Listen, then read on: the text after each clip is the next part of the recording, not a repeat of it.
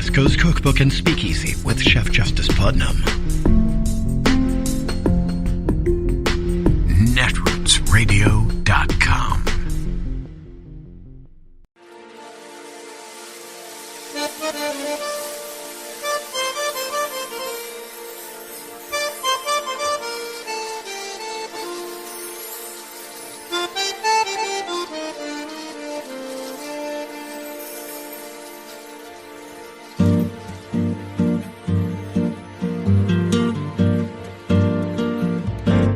Je voudrais du soleil vert, des dentelles et des théières, des photos de bord de mer, dans mon jardin d'hiver.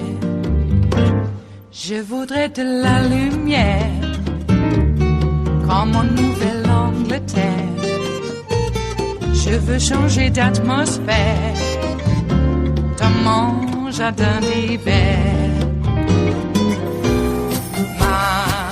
Ma fleur sous la pluie de novembre, tes mains qui courent, je n'en peux plus de t'attendre. Les années passent, il est long, là je tombe. Nul ne peut nous entendre. Je voudrais du Fred Astaire. A federal judge blasted former Attorney General Bill Barr for his handling of the Mueller investigation, accusing him of misleading her and Congress. In a decision released last night, Judge Amy Berman Jackson called Barr disingenuous and ordered the Justice Department to release the redacted portions of a March 2019 memo from DOJ lawyers that Barr said advised him not to charge Trump with obstruction. The Justice Department at the time withheld the full memo from a watchdog group, arguing that it contained privileged legal advice and internal deliberations of an undecided case. However, Judge Jackson says her review of the case shows it was more legal strategy than advice, and that the decision not to charge had already been made. Jackson also criticized the 4-page summary of the Mueller report that Barr provided to Congress, which Trump then used to declare that he was exonerated. In the letter, Barr claimed that the special counsel investigation did not support charges of obstruction and that he came to that conclusion based on the advice contained in the memo.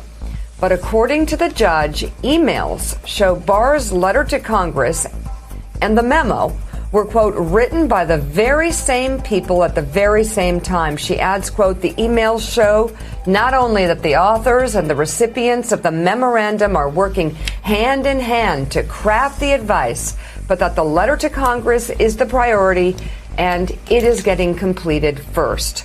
So, Willie, you know, the federal judge said what many of us assumed from the beginning, that the Attorney General of the United States was not playing Attorney General, was not doing his job as Attorney General. He was engaged instead in crisis management, in spin, in being Donald Trump's PR agent, in trying to blunt the impact of the Mueller report. And in so doing, said, in effect, that Bill Barr, the Attorney General of the United States, lied to Congress, lied to the American people, and lied to the federal courts about the Mueller report and about the findings in the Mueller report and about the, quote, decision as to whether Donald Trump would be charged with obstruction of justice. And, of course, all the Trump hacks immediately took Bill Barr's lies as the gospel, and then continued and continue even today, saying, the Mueller report was much ado about nothing. It was a Russian hoax. They didn't find that he committed obstruction of justice, when in fact Mueller gave 10 examples of that.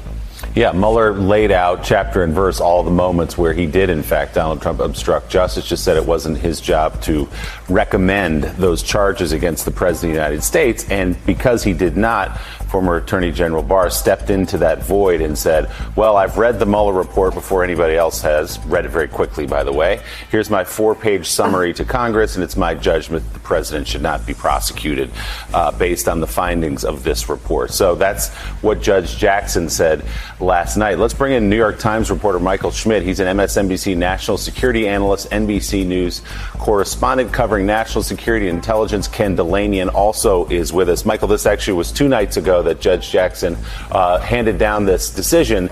Walk us through a little bit of what's behind it. What was she looking into, and what did she say specifically about Attorney General Barr?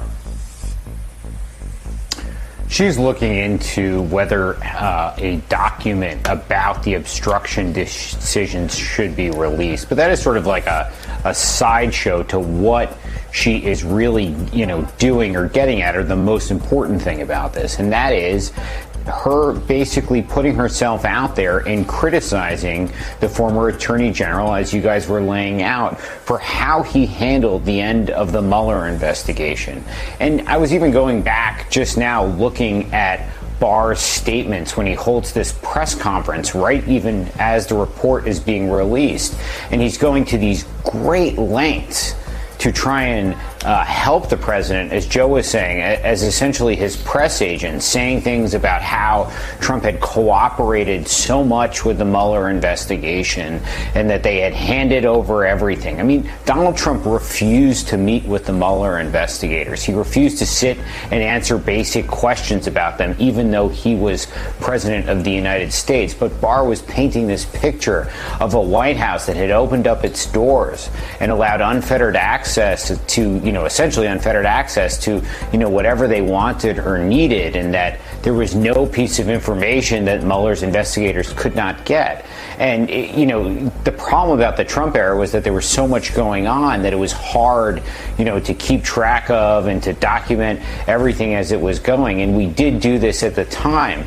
But to go back and look at those statements and see the Attorney General essentially, acting as the president's defense lawyer as early as April of 2019, you can see the path that Trump was on being enabled by the Justice Department in what he did. Remember, this is before he was impeached the first time. So it's, the judge, one of 3 judges in Washington, that's gone to this sort of extreme measure of criticizing Barr publicly for how he handled these politically sensitive investigations.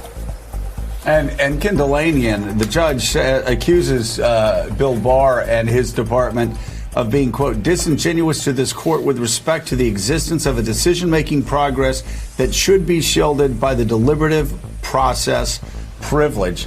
And again, says that in so doing, they misled the court, they misled Congress, and they misled the American people. Yeah, that's right, Joe. As you pointed out earlier, disingenuous is a polite lawyer word for lying. And right. That's what she said, both about their conduct in this lawsuit, in this Freedom of Information Act lawsuit, and about Barr's conduct in issuing this summary. As a side note, I would say that this ruling shows how broken the Freedom of Information law is, because lawyers claim this privilege all the time, even when it's not merited.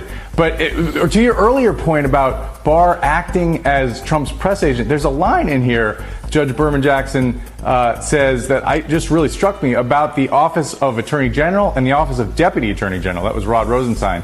She said when they were preparing this memo, the 2 offices were working in tandem to create a narrative to counter the special counsel's findings and cast the president in the most positive light possible. So that's what was going on here. They were all scrambling to take this Mueller report, which they, as she pointed out, Barr barely had time to skim at this point, and cast it in the most favorable light possible for the president. Now, I have to say, as Andrew Weissman pointed out, former Mueller prosecutor Andrew Weissman, in his own book, he criticized the Mueller investigation for not only did they not charge Trump with obstruction of justice, remember, Mueller made this sort of strange decision that he didn't even feel like he could characterize the evidence and say what other prosecutors said, which was, hey, in a normal case, if this wasn't the president, there was plenty of evidence here to charge the president with obstruction of justice. Mueller didn't do that, and he opened the door, in some sense, for Barr to take the action he did. And, history will judge whether that was a wise decision on Mueller's part. It was a careful and scrupulous decision. He thought he was following the ethics and the law of what he was tasked to do. But this judge really hammering Barr over the idea that he quickly concluded that, the president didn't obstruct justice, guys. It is Monday, the 5th of May of 2021, and you are in West Coast Cookbook and Speakeasy. I am your chef de cuisine, Justice Putnam. Gunner the English Bulldog is our snoozing sous chef. And our daily special is Smothered Benedict Wednesdays. Will no one rid us of these meddlesome priests? Oh my! Cinco de Mayo has more to do with France than it does with, Mexico. Let's be clear.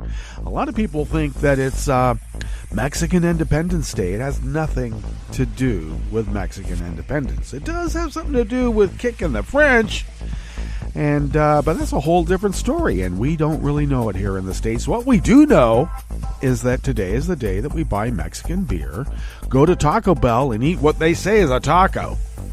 I'm not so sure. I really am not. And so, we celebrate the culture of another culture while at the same time pretty much enslaving them so that we can have fruits and vegetables when we want them. So, if not enslaved, paying them slave wages, whatever that means. Okay. Looks like we're going to have some more problems.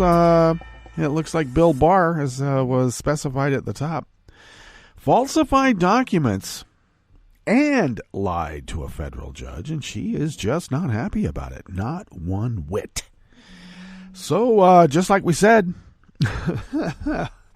now, I've noticed that I don't have an opportunity to say, go on Facebook and confront all of those who said it was all a hoax. And we'd say, read the Mueller report. And they would say, well, Bill Barr read it for us, and he said it's a hoax. And now we find out that Bill Barr perjured himself in front of Congress under oath and to a federal judge, while at the same time falsifying documents. How does one keep their law license when they've engaged in that type of behavior? In fact, how does one keep from going to jail? I think John Mitchell, did something similar, but I must say, not as grave import when we're talking about a hostile foreign power trying to take over and overthrow the United States of America, and they're still doing it. I know we think it's the GOP. I call them Nazis for short. Some people say, well, GOP, Nazis has more characters. I don't care. Nazis, we don't have a word for what the GOP is doing right now.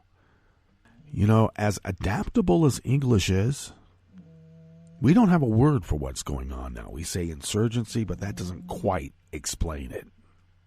The closest that we have, as decided by me, I'm my own oversight board. Hear that, Zuckerberg? According to me, the only word that comes close to describe what is going on is that the GOP are Nazis. They are taking over the Wehrmacht Republic part of the GOP. Hi, Liz. You're a Wehrmacht Republic lady. Hi there. And they're going to Night of the Long Knives you. Or maybe even before. Maybe it'll just be the burning of the Reichstag. I think we've had a few of those already. to be honest with you. It takes a little bit to really get that part of the toxic element of America, more toxified. So they do something. Or on the other hand, it doesn't take much. Has evidence about what the hell is going on. So, Nazis is the only thing that really describes the GOP at this point. So, I thought we would have a Nuremberg trial, and I wanted to have it in Nuremberg, Pennsylvania, and you all know that because I harped on it for a good 4 years. I really thought that that's what would happen. But apparently, since we have to negotiate with Nazis about how we can investigate them, there's a bit of a holdup.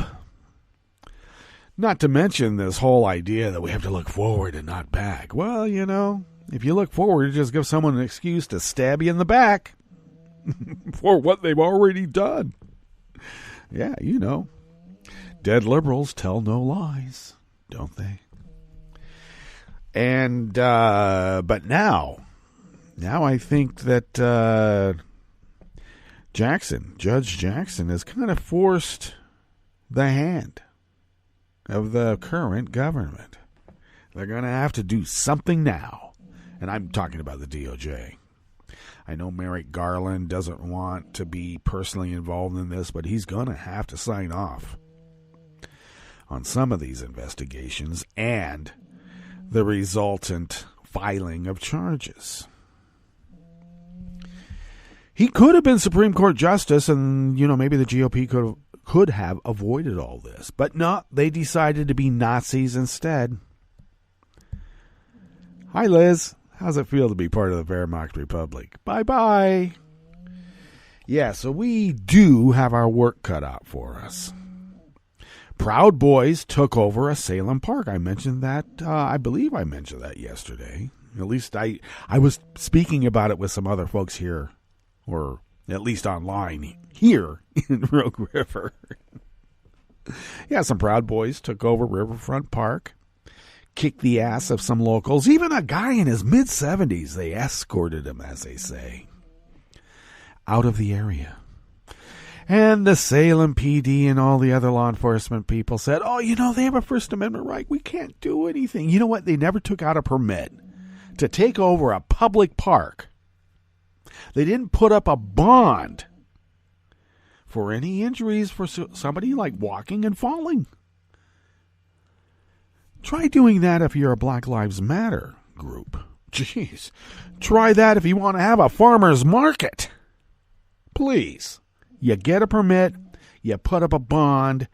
No one cares about whether it's a First Amendment issue. It never happened before. Why do the Proud Boys get away with it? Because I'll tell you why.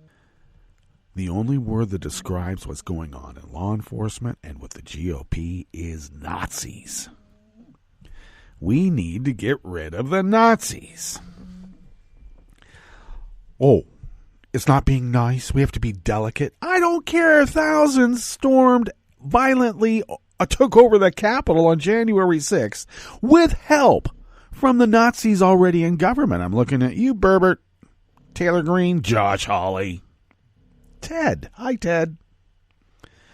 With their help.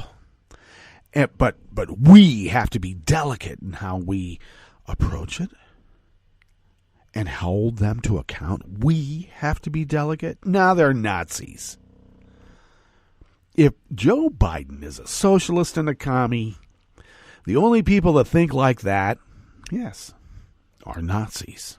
You have to be a Nazi to think Joe Biden's a commie. All right. Look, these are the same people in the political DNA pool. They called Eisenhower a commie because of that damn socialist interstate highway system. Look what it's done to America now. Indeed. What's on the rest of the menu here in the Bistro Cafe, part of West Coast Cookbook and Speakeasy? Well, after calling the 1619 Project revisionist history, Tennessee Republicans claimed counting blacks as 3/5 of a person was a praiseworthy achievement. Because they could have counted him as not a person, but we gave him at least 3/5. Yeah. Revisionist history. They determine what is revisionist history. The GOP attacked Biden's comprehensive immigration plan after complaining he ignores immigration. And the U.S. birth rate has fallen to its lowest point in more than a century. Now, some people might think that's good. Some. After the break, we move to the chef's table, where police arrested a 53-year-old neo-Nazi as German officials noted a disturbing increase in far-right extremism. And Benjamin Netanyahu's deadline for forming a new Israeli government expired, but with no guarantee parties outside his caretaker government could bridge their differences and unseat him. All that and more on West Coast Cookbook and Speakeasy. Bon appetit.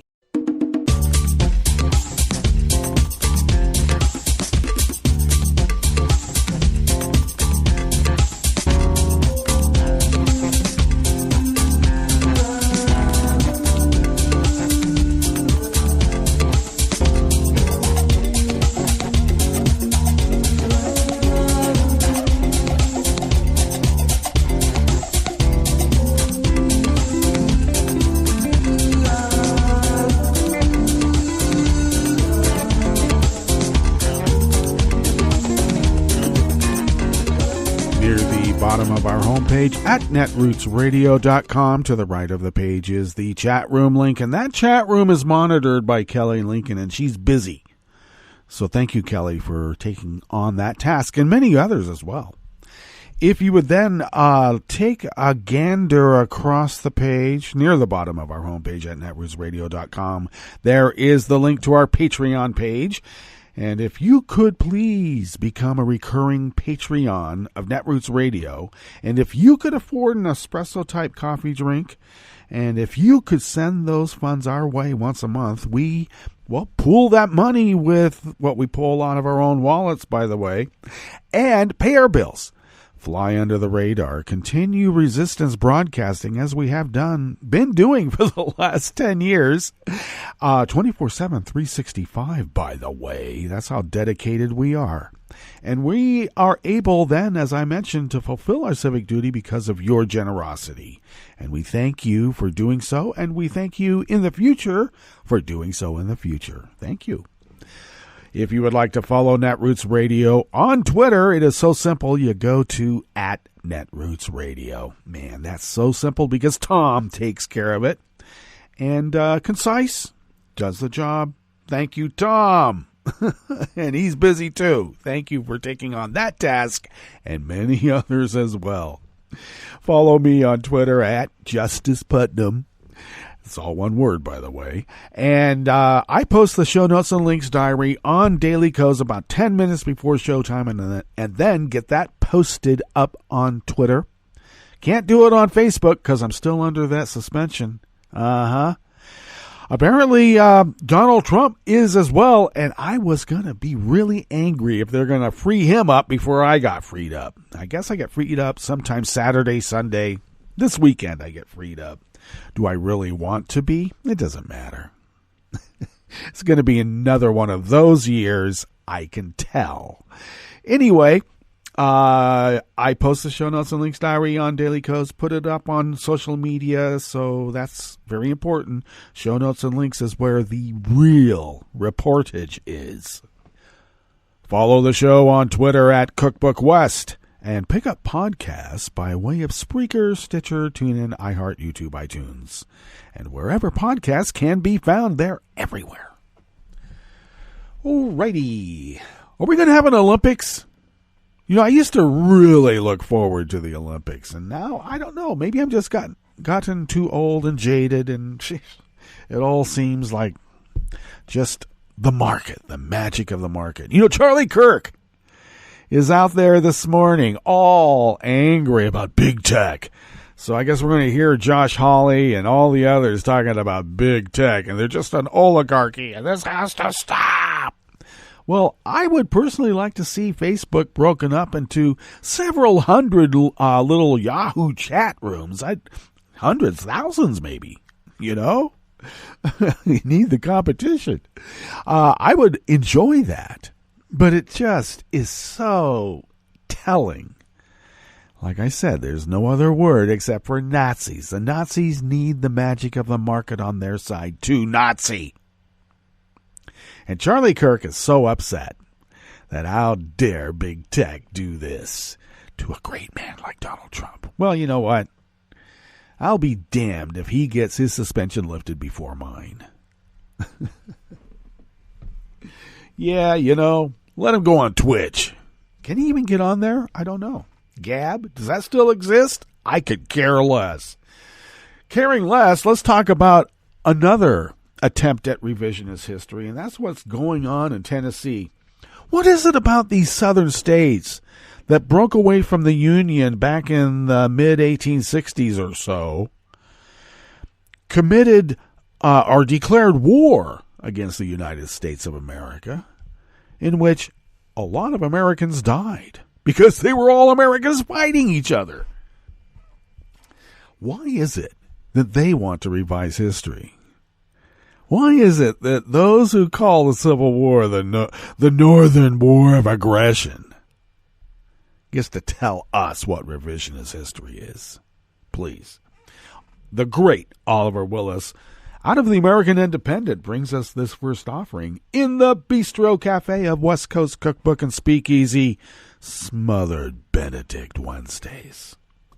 On Tuesday yesterday, during a debate on the floor of the Tennessee General Assembly, State Representative Justin Lafferty, a Republican, claimed that the 3/5 compromise was about ending slavery.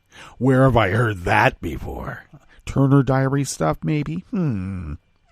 We ended up biting a bitter pill that haunts us today, and we did it to lay the foundation for all this that we enjoy in this country, Lafferty said, referencing the compromise. He added, the 3/5 compromise was a direct effort to ensure that southern states never got the population necessary to continue the practice of slavery everywhere else in the country. Additionally, Lafferty argued that not counting enslaved blacks as a whole person was a praiseworthy achievement. By limiting the number of the population in the count, they specifically limited the number of representatives that would be available in the slave-holding states, and they did it for the purpose of ending slavery, he said. Well before Abraham Lincoln, well before the Civil War.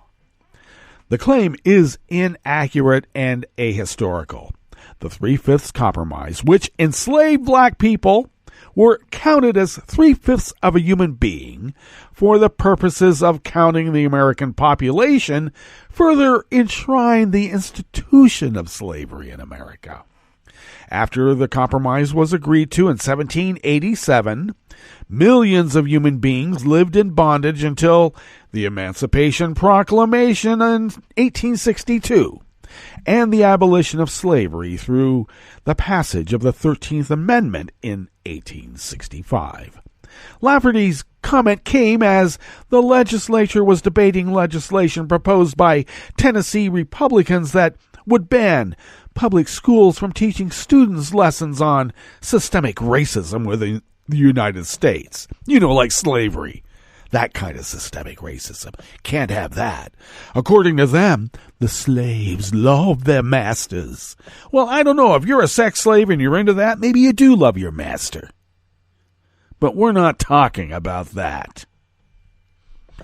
State Representative Joe Reagan, who proposed the bill, called for taking a stand against hucksters, charlatans, and useful idiots peddling identity politics.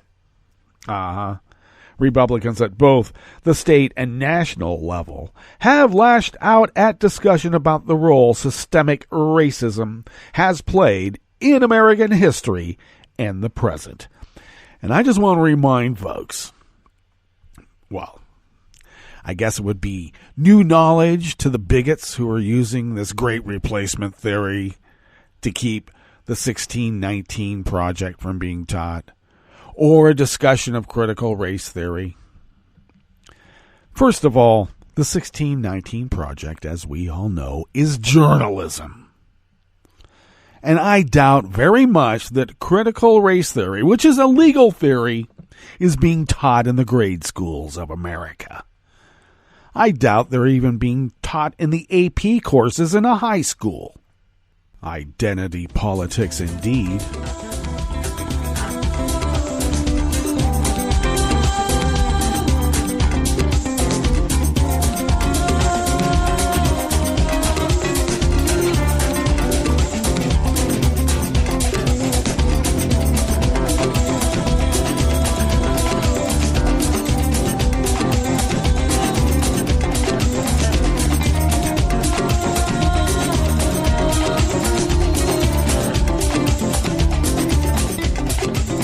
Of the American Independent brings us this next offering here in the Bistro Cafe of West Coast Cookbook and Speakeasy.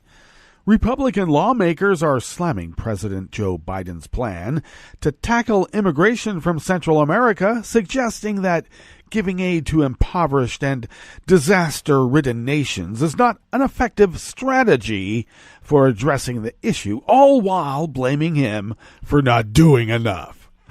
On Monday, Republican Representatives James Comer of Kentucky and Jason Smith of Missouri, ranking members on the House Oversight and Budget Committees, penned a letter to Shalonda D. Young, acting director of the Office of Management and Budget, to complain about the Biden administration's effort to address root causes of immigration from Central America. In the midst of a border crisis propelled by the Biden administration reversing successful deterrent policies, it is worrisome that the administration's solution is not to reinstate those policies or replace them with workable solutions, but instead funnel more money to pay countries to dissuade their citizens to break U.S. laws. In fact, the root causes of the current border crisis are the Biden administration's reckless rhetoric and policies. They sniveled. Other Republicans joined in the criticism. Representative Andy Biggs, a repug loon from Arizona, tweeted out, "Let's secure our border, enforce our laws, and incentivize legal immigration." Then Biden says, "Let's send cash to corrupt Central American countries from which millions are fleeing." You know, you could have tweeted that a little bit better, buddy.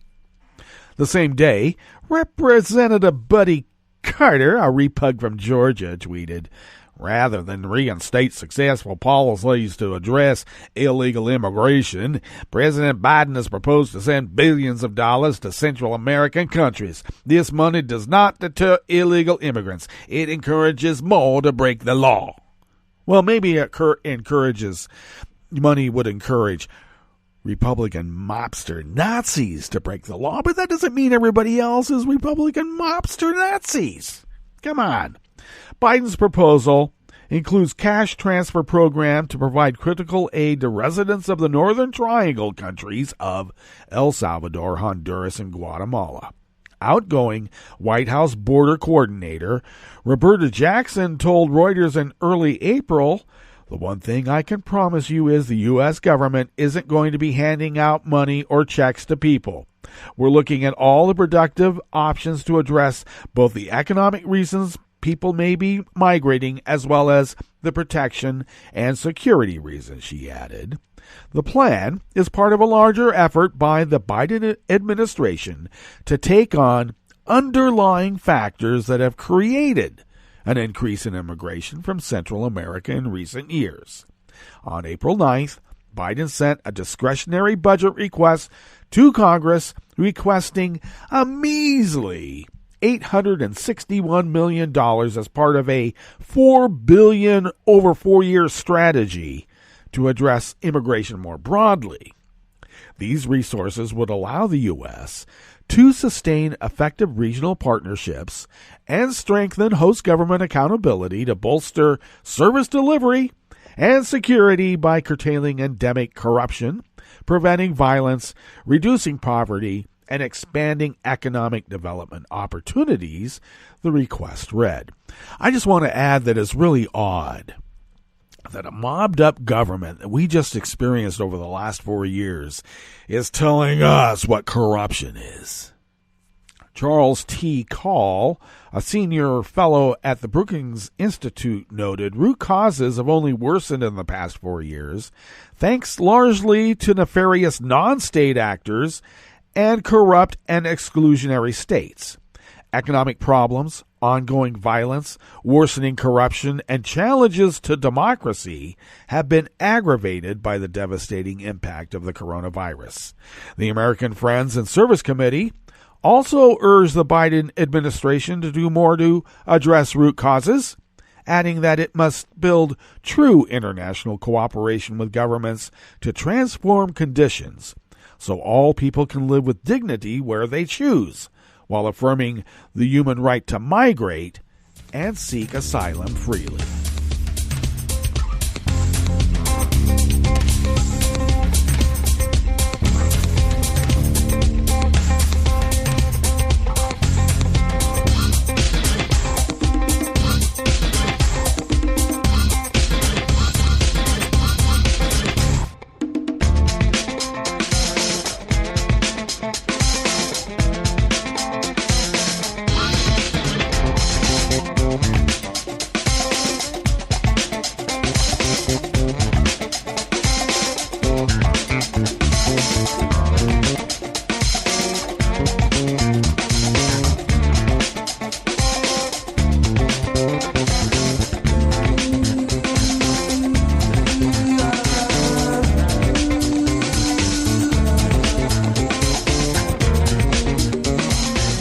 Stobie of the Associated Press brings us this final offering here in the Bistro Cafe of West Coast Cookbook and Speakeasy, Smothered Benedict Wednesdays. The U.S. birth rate fell 4% last year, the largest single-year decrease in nearly 50 years, according to a government report being released today. The rate dropped for moms of every major race and ethnicity, and in nearly every age group, falling to the lowest point since federal health officials started tracking it more than a century ago. Births have been declining in younger women for years, as many postponed motherhood and had smaller families. Birth rates for women in their late 30s and in their 40s have been inching up, but not last year. The fact that you saw declines in births for even older moms is quite striking, said Brady Hamilton, the U.S. Centers for Disease Control and Prevention lead author of the new report. The CDC report is based on a review of more than 99% of birth certificates issued last year. The findings echo a recent Associated Press analysis of 2020 data from 25 states showing that births had fallen during the coronavirus outbreak. Oh, how interesting. The pandemic no doubt contributed to last year's big decline, experts say. Anxiety about COVID-19 and its impact on the economy likely caused many couples to think that having a baby right then was a bad idea. That's what they thought. But many of the 2020 pregnancies began well before the U.S. epidemic. CDC researchers are working on a follow-up report to better parse out how the decline unfolded. Oh, maybe it started in 2016? Could that have been it, possibly? Well, let's get to our break as we ponder the possibilities. And when we get back from that break, we will go through weather from around the world, and we will finish up with the stories that we've curated for you today. You are listening to West Coast Cookbook and Speakeasy. We will be right back. You are listening to netrootsradio.com. Please hang up and try again.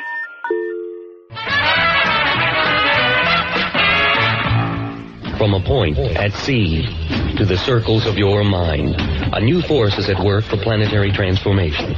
New radio for a new Earth.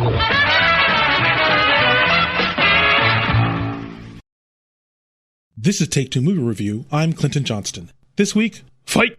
Full disclosure, I have never played Mortal Kombat.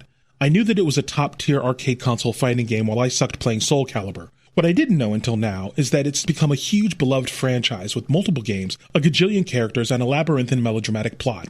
Good guys, bad guys, this guy dies and comes back as this other guy, these guys are related, these guys have beef, it's martial arts and magic and cyborgs, whatever. It's all addressing for the combat which needs to happen because regularly, different dimensions offer up their fight champions to determine who gets to rule. In this new Mortal Kombat movie, a franchise reboot coming out of Australia and backed by Warner Brothers, the champions of Evil Outworld have won 9 times in a row. One more time, and the Elder Gods let soul-sucking boss Shang Tsung move on Earthworld like a steamroller. What's clear here is that first-time feature director Simon McQuoid and first-time feature writer Greg Russo, not a Russo brother, are working with a limited budget and the best of intentions. McQuoid eschews CGI for a lot of cool real-life location shooting, giving the film an old-fashioned 80s feel. He also wanted the fights to have different narrative flavors, which they do, and wanted an R rating, which manifests in a lot of cursing that can feel more performative than organic, and in moments where you say, oh hey, that's a lot of blood. Russo's bold step is to introduce Cole Young, an entirely new character not from the games, as our protagonist. Cole is about protecting his family because formulas work and are thus bankable.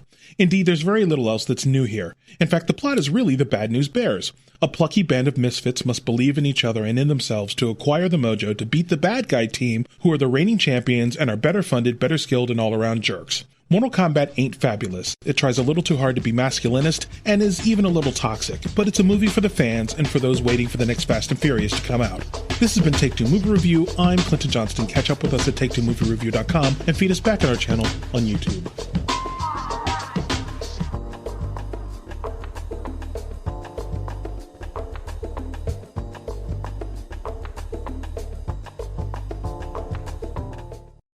This is Scientific American's 60-Second Science. I'm Karen Hopkin. The melodious sounds of trills and tweets, whistles and warbles are a harbinger of spring. But do you ever wonder what birds are actually talking about? Maybe they're catching up after a winter away.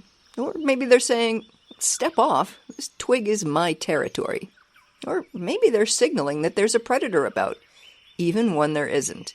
Well, if a bird crying wolf sounds silly, a new study shows that in Australia, certain male songbirds use this trick to get females they wish to woo to stick around a little longer. The results appear in the journal Current Biology.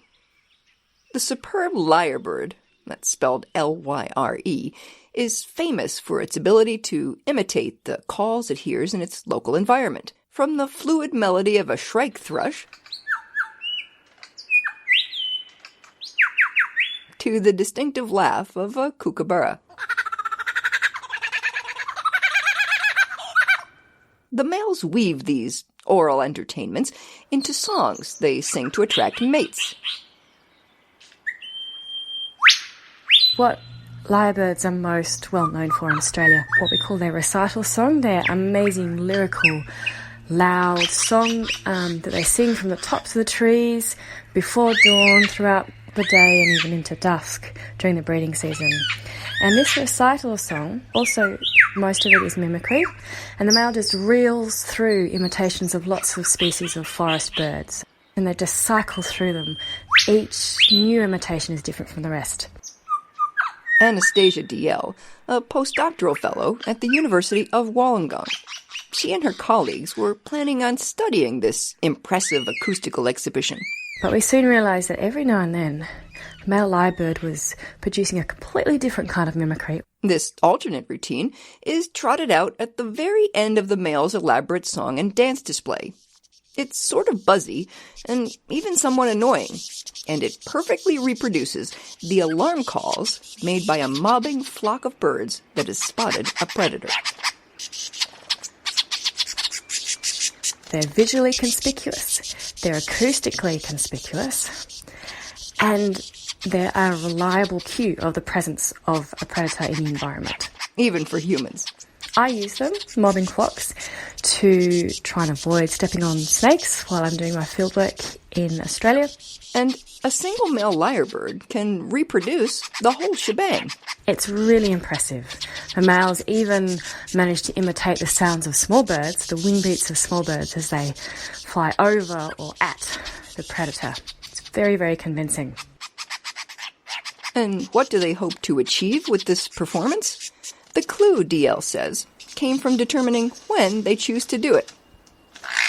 So we found that males didn't produce this mobbing flock mimicry when a real predator was around. Not at all. The only context in which they produced it, the mobbing flock mimicry, was during courtship and particularly at key moments. The first is when the male has sung his little heart out, entertaining a female with his elaborate and lyrical ballad, but his potential paramour turns up her nose. And it's the moment she steps off his display platform is when the male switches to his mobbing flock mimicry. A sound that suggests there's a predator nearby, when really, there isn't. So we think this might be a way of the male saying, baby, it's dangerous outside, stay here safe with me, and then giving him more opportunity to display his beautiful song and dance prowess. Well, the only other time DL and her colleagues witnessed males pulling this stunt was when they were in the midst of mating. So the whole thing was absolutely bizarre. Strange, it's true, but the researchers speculate that amorous males might give their partners the impression that they're surrounded by peril, in order to prevent the females from prematurely ending the sexual interaction. Prematurely, that is, from the point of view of the male. Because if the male doesn't deliver what he promised, the female might decide to take an early flight. For Scientific Americans, 60-Second Science, I'm Karen Hopkin.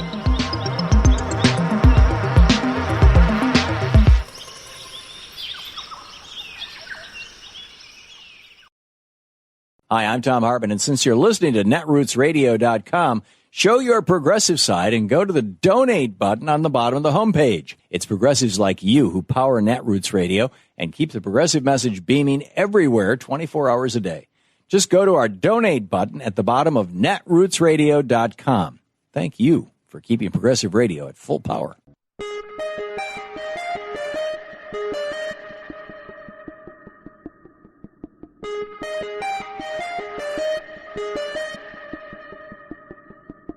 Just when you thought that legislators in battleground states who have been working furiously to make voting far more difficult couldn't figure out any more voter suppression laws, they have. I'm Bill Newman, and this is the Civil Liberties Minute. The United States, particularly in the South, has a long history of partisan poll watchers descending on voters in communities of color on Election Day to intimidate voters into not voting, and if they do vote, to make sure that their votes are not counted. These Jim Crow-era poll watcher voter intimidation tactics are now being enshrined in law books across the South, once again. These laws will make it nearly impossible to remove from a polling place an extremely partisan poll watcher or poll watchers who are engaging in intimidating tactics against voters. And in a 21st century update, poll watchers will now be able to video record voters receiving assistance and post those videos on social media, which of course can dissuade a would-be voter from casting a ballot. There's more. These partisan poll watchers also will be authorized to overcrowd polling places, and they will have the legal right to get right up in the face of an election worker. During the campaign, Trump called for, quote, an army of poll workers. Merriam-Webster's first definition of army is a large organized body of armed personnel trained for war, especially on land. An army of poll watchers beginning in 2022? Seriously? Seriously. The Civil Liberties Minute is made possible by the ACLU, because freedom can't protect itself. I'm Rick Smith, and this is Labor History in 2. On this day in labor history, the year was 1886. That was the day Wisconsin State Militia shot down workers striking for the 8-hour day in Milwaukee, Wisconsin, killing 7. It's known as the Bayview Massacre. As cities across America erupted into strikes for the 8-hour day, municipal workers in Milwaukee had already won shorter working hours. Many private employers had followed suit. The Central Labor Union and the Knights of Labor mobilized thousands in the campaign to bring the rest of the city's employers into line. Building tradesmen joined Polish Polish, German, and Native American laborers in strikes and marches across the city for nearly a week. They marched to area factories, calling out to workers to join the strike. By May 3rd, every factory in town was shut down except for the Milwaukee Iron Company rolling mill in Bayview. Workers marched to the mills and demanded workers join them. At this point, Governor Rusk called out the militia. They formed a line just inside the gate to prevent strikers from reaching mill workers. As the events of Haymarket unfolded in Chicago that evening, area businessmen became increasingly fearful of upheaval brewing in the city. Governor Rusk gave the shoot-to-kill order should any striker attempt to enter the mills. The next morning, as 1,500 strikers marched toward the mill, they were fired upon by militia. 7 were killed, many more injured. Strikes for the 8-hour day ended abruptly. Many union leaders were indicted, and Polish workers were practically blacklisted from working in the city for their radicalism. Though the massacres shattered hopes for the 8-hour day, Milwaukeeans responded by electing populists and socialists in local and regional elections for years to come. Labor History in 2 brought to you by the Illinois Labor History Society and The Rick Smith Show. For more information, go to laborhistoryin2.com, like us on Facebook, and follow us on the Twitters at Labor History in 2.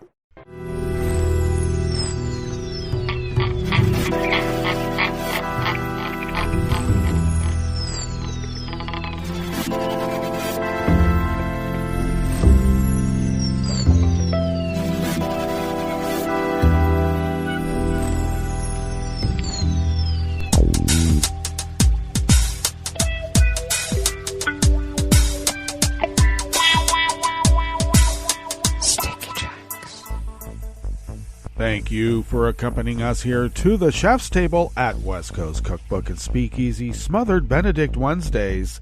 We always begin weather from around the world along the banks of the Rogue River, in the Rogue River Valley of Southern Oregon on the west coast of the continental United States of America, where it is currently 49 degrees Fahrenheit. Actually, the heat's been going up quite quickly here in the last hour or so, expecting a high of near 90.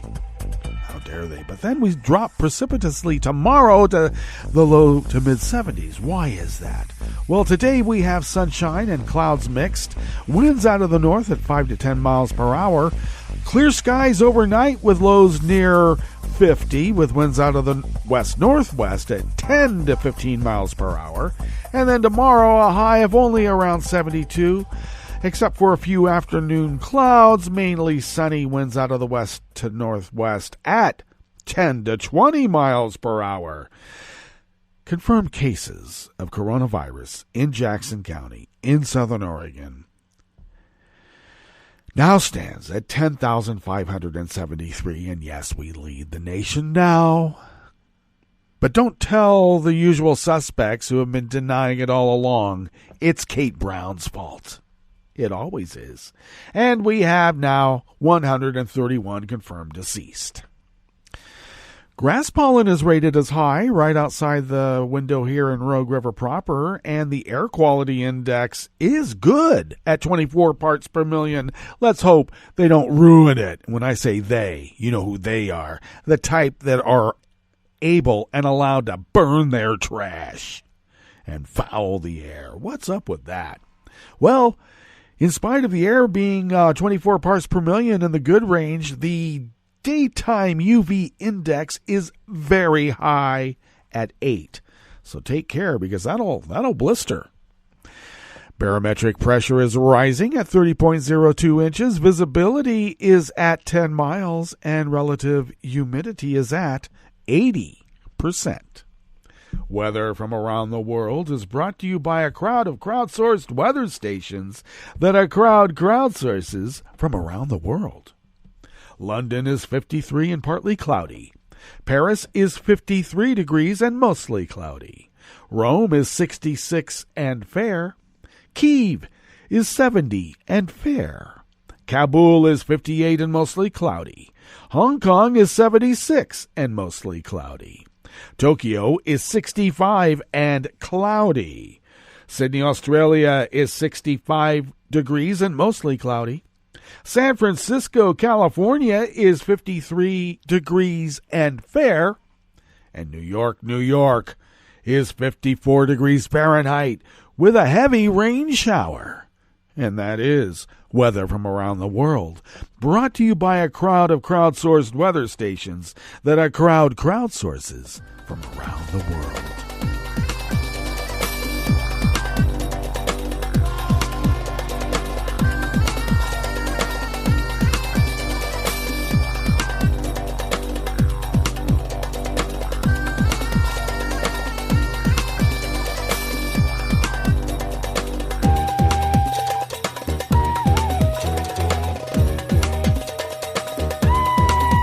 Frank Jordans and David Rising of the Associated Press bring us this first amuse-bouche here at the chef's table at West Coast Cookbook and Speakeasy, Smothered Benedict Wednesdays.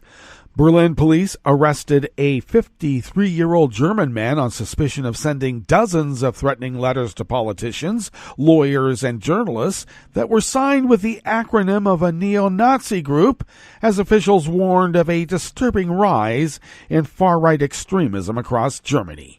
Interior Minister Horst Seehofer said far-right crimes rose almost 5.5% in 2020, accounting for more than half of all politically motivated crimes. This shows again that right-wing extremism is the biggest threat for our country. Where have we heard that before? In carrying out Monday's arrest in Berlin, police seized an unencrypted hard drive with data that might help with an ongoing probe. There is a lot of data, but it needs to be evaluated, the head of Germany's Federal Criminal Police, Holger Münch, said. The suspect, whose name was not released for privacy reasons, has previous convictions for numerous crimes, including ones motivated by right-wing ideology, said prosecutors in Frankfurt who are handling the case. Police think the suspect sent almost 100 letters to dozens of people and organizations across Germany and Austria since 2018. German news agency DPA reported that investigators think the suspect may have obtained personal data on the people he targeted. The case raised suspicions the suspect was connected with the police after it emerged that the personal data of 3 people who received threats had been accessed on police computers. State Minister Peter Bürth said, however, the man arrested had no connection to the police.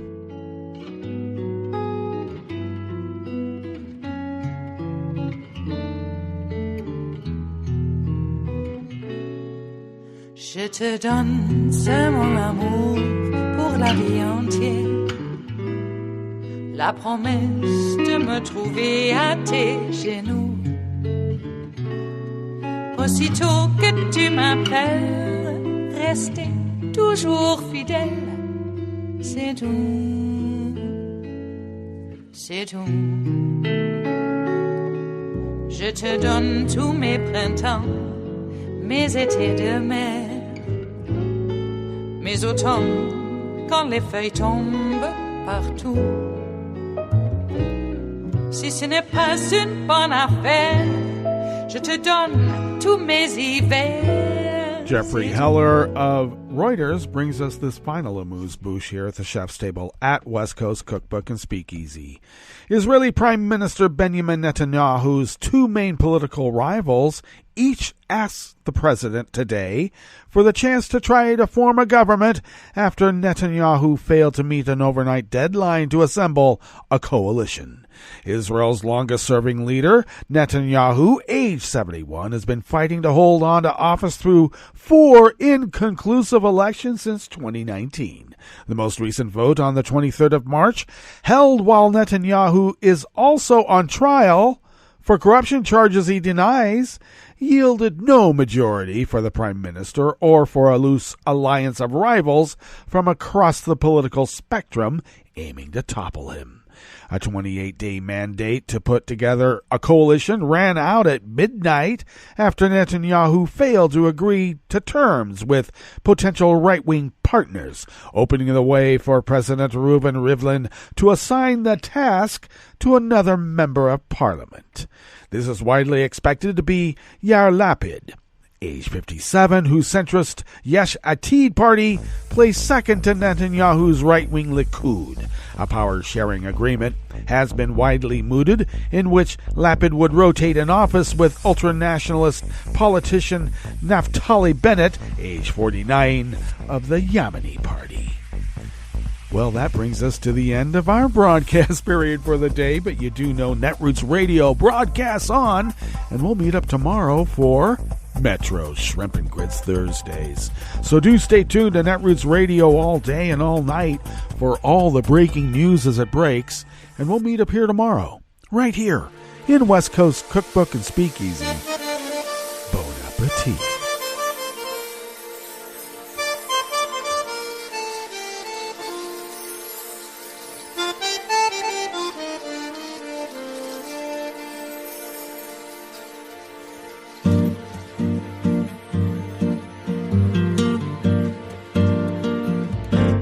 Je voudrais du soleil vert, des dentelles et des théières,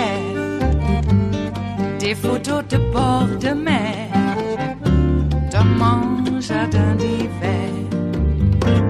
Je voudrais de la lumière, comme en Nouvelle-Angleterre. Je veux changer d'atmosphère, dans mon jardin d'hiver. Robe à fleurs, sous la pluie de novembre, tes mains qui courent, je n'en peux plus de t'attendre.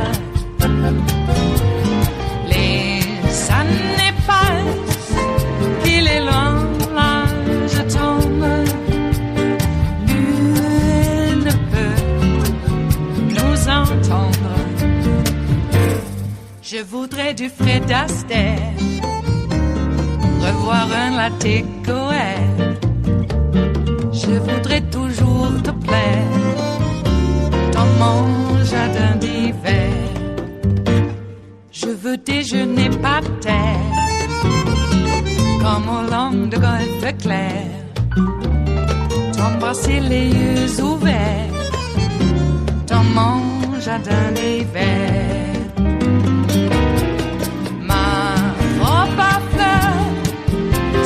Pluie de novembre, tes mains qui courent, je n'en peux plus de t'attendre. Les années passent, il est loin, là je tombe. Nul ne peut nous entendre. Ba-da-da-dum-di-da-dum. Ba-da-da-dum-di-da-dum. Ba-da-da-dum-di-da-dum. Dans mon jardin d'hiver. Ba-da-da-dum-di-da-dum. Ba-da-da-dum-di-da-dum. Ba-da-da-dum-di-da-dum. Dans mon jardin d'hiver.